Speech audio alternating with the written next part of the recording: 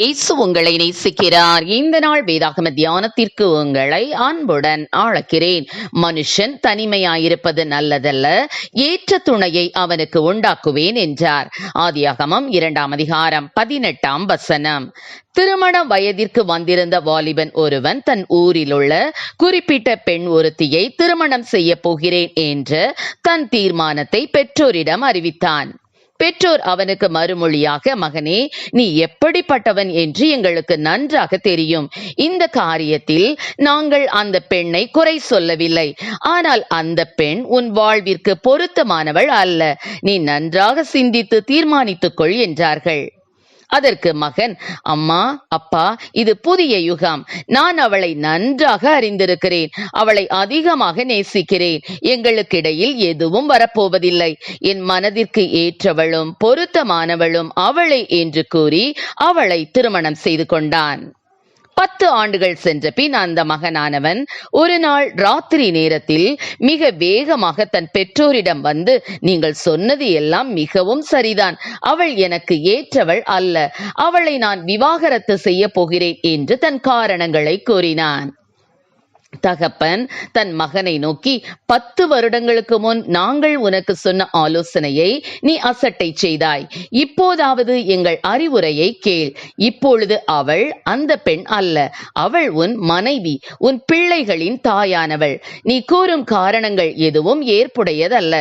ஒருவரை ஒருவர் புரிந்து கொண்டு மன்னித்து விட்டு கொடுத்து வாழ பழகிக் கொள்ளுங்கள் என்றும், வாழ்க்கையின் தீர்மானங்களை உங்கள் உணர்வுகளின்படி எடுக்கக்கூடாது. முதலாவது தேவ வார்த்தைக்கு கீழ்ப்படிய உங்களை ஒப்புக்கொடுங்கள் என்றும் அறிவுரை கூறினார். ஆம், எனக்கு அருமையானவர்களே, இன்று அநேக வாலிபர்கள் தேவன் நியமித்த ஒழுங்குகளை தள்ளிவிட்டு தங்கள் சொந்த உணர்வுகளின்படி வாழ்ந்து வருகிறார்கள். இன்று என் உணர்வு எப்படி இருக்கின்றதோ அப்படியே நான் என் தீர்மானங்களை எடுப்பேன். நாளை உணர்வு மாறி போனால் என் தீர்மானத்தை மாற்றிவிடுவேன் என்று தங்கள் மாம்ச சிந்தைக்கு தங்களை ஒப்புக் கொடுக்கின்றார்கள். உணர்வுகளின்படி நாம் வாழலாம் என்ற ஒழுங்கானது இந்த உலகத்தினால் அங்கீகாரம் பெற்ற ஒன்று. ஆனால் அது தேவனுடைய ஒழுங்கு அல்ல. உங்கள் மாம்சம் விரும்புவதை நீங்கள் நடப்பிக்காமல் பரிசுத்த ஆவியானவரின் வழி நடத்துதலுக்கு இடம் கொடுங்கள்.